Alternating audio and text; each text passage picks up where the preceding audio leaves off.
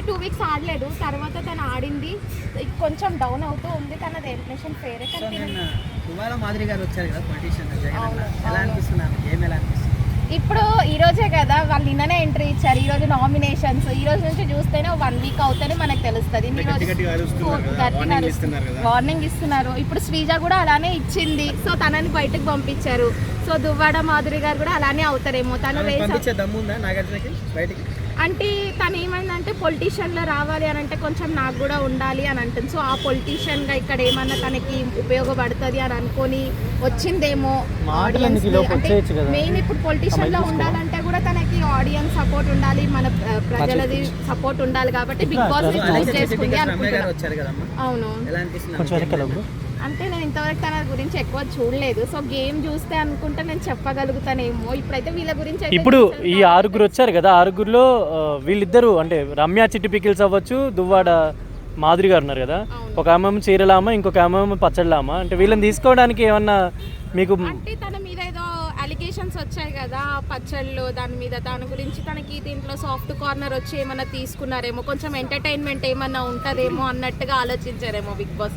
తెలియదు కదా ఎవరు ఎలా ఆలోచించి తీసుకున్నారు. మాధురి గారిని అంటే తను పొలిటికల్ బ్యాక్గ్రౌండ్ని ఇంప్రూవ్ చేసుకోవడానికి వచ్చింది అనుకుంటున్నాను. అంటే బిగ్ బాస్లో తనకు కూడా ఒక ఫేమ్ వస్తుంది, ఈమె మనకి ఉపయోగపడుతుందా లేదా అని. బిగ్ బాస్లో అన్ని కోణాలు ఉంటాయి కదా, అన్ని బయటకు వస్తాయి కదా, అలా నెగిటివిటీ పాజిటివ్ ఏంటి అని తెలుస్తుంది కదా. సో అట్లా తనకి ఏమన్నా ఉంటుందేమో. కానీ రీతు చౌదరి ఎలా అంటే ఇంకా డెమోన్ నుంచి తిరుగుతూ ఉంటుంది. తను అక్కడ ఏం జరిగిందంటే డెమోన్ ఒక్క దానివల్ల తన్ని ఏదో అలిగి పక్కకి వెళ్ళాడు తనని అనలేక.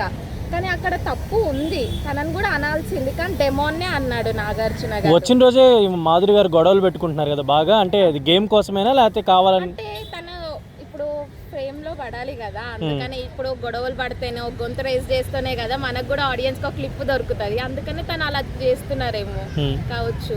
అట్లా ఇమాన్యుయల్ వారు ఖచ్చితంగా ఉంటారు. ఇమాన్యుయల్ గేమ్ చాలా బాగుంది అసలు. ఆయన జబర్దస్త్లో ఎలా ఉంటాడో హౌస్లో కూడా అలానే ఉన్నాడు. కాబట్టి తను ఉంటాడు టాప్ 5 వరకు. ఈ వైల్డ్ కార్డ్స్ వచ్చిన తర్వాత ఆల్రెడీ ఆడుతున్న వాళ్ళకి భయం వేసింది అనుకోవచ్చా వీళ్ళని చూసి?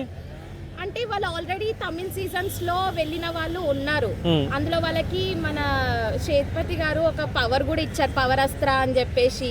దానివల్ల వీళ్ళకి ఏమన్నా భయం, వాళ్ళు ఏమన్నా వాళ్ళకి కొంచెం పవర్ ఎక్కువ ఉన్నాయి, దానివల్ల మనకి ఏమైనా ఎఫెక్ట్ అవుతుందేమో అని చెప్పేసి కొంచెం భయం అనేది ఉంటుంది. ఇన్ని రోజులు వాళ్ళు గేమ్ అంతా చూసి వచ్చారు. 4 వీక్స్ నుంచి ఎట్లా ఆడుతున్నారు వీళ్ళని, వాళ్ళకి నెగిటివ్ సెన్స్ అన్నీ తెలిసే ఉన్నాయి. కాబట్టి వాళ్ళకి కొంచెం భయం అనే ఇస్తుంది, ఎందుకంటే అన్నీ చూసి వచ్చారు వాళ్ళు లోపలికి. అడుగు ఇంకేమైనా ఉన్నాయా? ఇప్పుడు వీళ్ళల్లో ఎవరు టాప్ 5?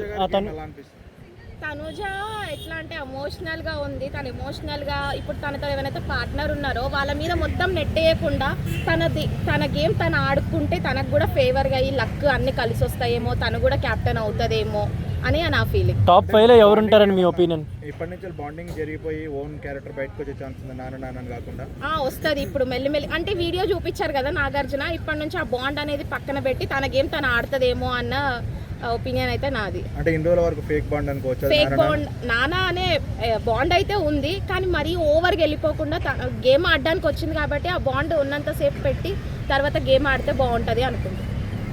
టాప్ 5లో ఎవరు ఉంటారు? ఇమాన్యుయల్ ఉంటాడు, కామనర్స్ లో కళ్యాణ్, దివ్య, నిఖిత, బర్నీ గారు బాండింగ్స్ అన్ని పక్కన పెడితే తను కూడా రావచ్చు.